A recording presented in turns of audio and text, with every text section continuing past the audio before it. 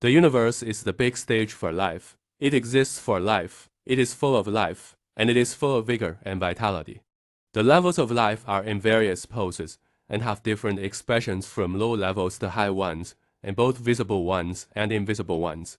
All gradually unfold and perform on the big life stage of the universe, which constitutes the magnificent and colorful great universe. From an individual life to groups of many lives, all things are designed and arranged in strict proportions.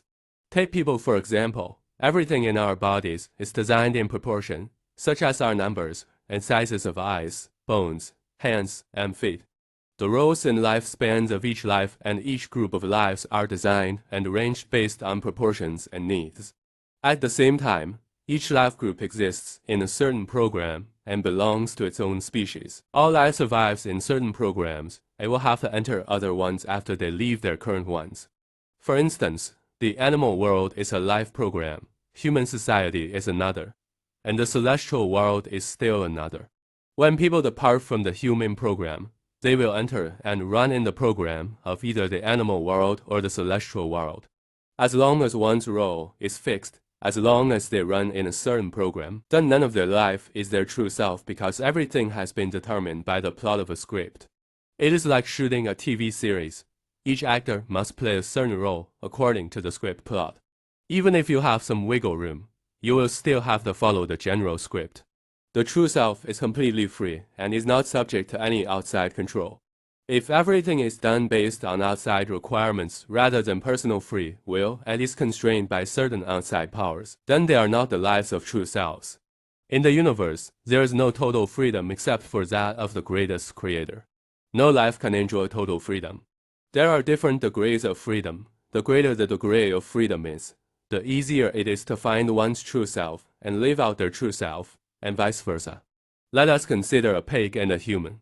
Pigs have less freedom than humans and are subject to the restrictions and controls of humans, so pigs cannot live out their free wills. They live for humans and thus can never find their true selves.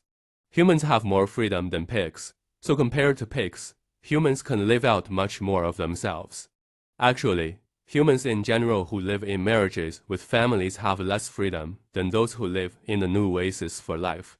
The former live passively, while the latter are free from the shackles of marriage and family programs, and free from many of the constraints of the 36-8 diagram arrays of life. Thus, they have more freedom and can live out more of their true selves. Lower life levels have less freedom and higher life levels have more freedom. For instance, each of the plant world, the animal world, the mortal world, and the celestial beings world have more freedom than the ones before them. It can be said that the worlds closest to hell have the least freedom, but those closest to heaven have the most. Therefore, one has to strive for the higher levels of life space. The highest level is heaven, and that is where true selves are. The more freedom there is, the easier it is to find one's true self. The less freedom, the less true self. In the entire universe, from the material world to the non-material world, the most real place to find one's true life self is on the celestial islands continent of the Elysium world, because it is the place where life is free from all programs, is no longer playing a scenario role, and everything is self-decided. There is only the self, the designer, the ranger, the director, and the screenwriter are all the self. We can thus arrive at the conclusion that one can only find their true self in heaven. Pigs cannot find their true selves as pigs, and similarly humans cannot find their true selves as humans. The only absolute way to find one's true self is to become a super-celestial being. How does one become a super-celestial being? By following Tao and bringing oneness to Tao into the consciousness of the greatest creator to achieve self-consistency. This is how we find our true selves.